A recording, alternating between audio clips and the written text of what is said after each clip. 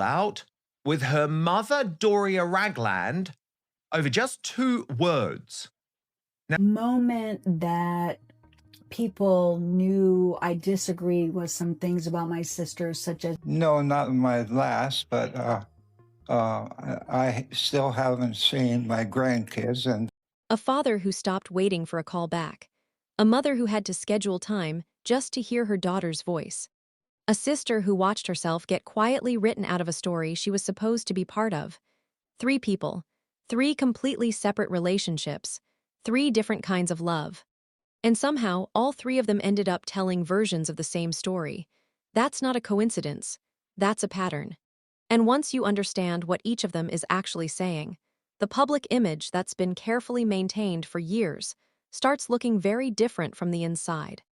continually make him look like a horrible slob and do everything they could to disparage him. It felt really wrong. What you're about to hear isn't tabloid noise. It's the people who were there before any of this. Before the cameras, before the title, before the world had an opinion about Meghan Markle. The ones who knew her first. And what they're describing, nobody in the public conversation wants to sit with long enough to actually examine. Start with Thomas Markle. Because before there was a Duchess, before there was a Netflix deal, before any of it, there was a father who made real sacrifices to give his daughter something better than what he had. He paid for her private school education. He funded the acting classes. He supported the career that eventually made her famous. Meghan's father, Thomas Markle, has worryingly suffered from a major stroke. He is currently... And for years, by all accounts, it worked. The relationship was real. The closeness was genuine. Meghan's own blog, The Tig, featured warm references to her father that read as authentic and unguarded. Then those posts disappeared. Quietly deleted before the relationship with Harry became public knowledge. And what replaced them was a version of Thomas Markle the world didn't recognize, not the man who raised her. A different character, one shaped to fit a narrative that needed a villain. Thomas says he reached a point where he had to ask permission just to speak to his own daughter, not through a direct call, through intermediaries. A system of schedules and managed access that reduced a father-daughter relationship to something that looked like a corporate meeting request. The stories would come out. So apparently, according to other journalists, we found out that there were a lot of porcupines. And the calls that did get through, insiders say, were few and far between. What he describes most often isn't anger. It's confusion. The specific, quiet confusion of someone who raised a person and genuinely cannot reconcile who they raised with the situation they found themselves in. But that confusion reached its peak in May 2018. The wedding, the most watched event in years, and in the pew, sitting alone, was Doria Ragland, Meghan's mother. The one Markle who made it through the door. On a television screen in Mexico, Thomas watched his daughter walk down the aisle without him. What happened in the days before that wedding has never been fully told from one consistent perspective. The staged paparazzi photos are part of the public record. Thomas arranged them with a photo agency. British. And I said, well, that's really nice. And then eventually the third time around, it was like, he's a prince. His version is that he was trying to rehabilitate an image that was being deliberately destroyed, that stories were being planted to make him look unstable, and that he felt he had no other option. Whether that justification holds up is something people can decide for themselves. But the phone calls that happened in the days that followed, the conversations about whether he would attend, the final decision, and how it was communicated, that part of the story has been told very differently depending on who's telling it. What isn't disputed is the outcome. Thomas didn't walk his daughter down the aisle. He watched it from another country while recovering from a cardiac procedure. And he has not had a meaningful relationship with her since. He has never met Archie. He has never met Lilibet.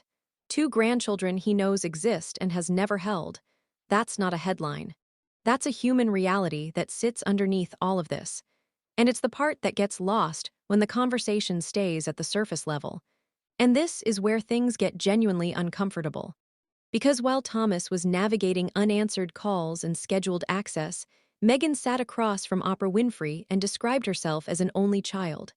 Samantha Markle was watching, her half-sister, someone who shared a childhood with her, someone who had a relationship with her that, by multiple accounts, was genuinely close during Meghan's teenage years. The Opera interview was the line Samantha says she couldn't step back from, not just the only child comment, the broader version of Meghan's childhood that was being presented publicly. Stories about growing up without money that Samantha says don't match the reality she witnessed. An origin narrative that was being constructed for an audience while the people who actually lived it were watching from the outside. Samantha filed a defamation lawsuit. It was later dropped. But she published a book. And what comes through in everything she said publicly isn't the bitterness the framing usually assigns to her. It's something closer to disbelief. The specific disbelief of someone who remembers a different version of events and is watching a rewritten version of them become the accepted record. She wasn't erased dramatically. There was no single confrontation. It happened slowly. The references disappeared, the acknowledgement stopped, and eventually the public version of Meghan Markle's life simply didn't include her. Then there's Doria. And Doria's silence is its own kind of story. She has never given a significant interview. She has never publicly contradicted or confirmed anything Meghan has said. She sat alone at that wedding, stood alone in her pride and her nerves, and has said almost nothing publicly since. That silence is usually read as loyalty, as a mother protecting her daughter.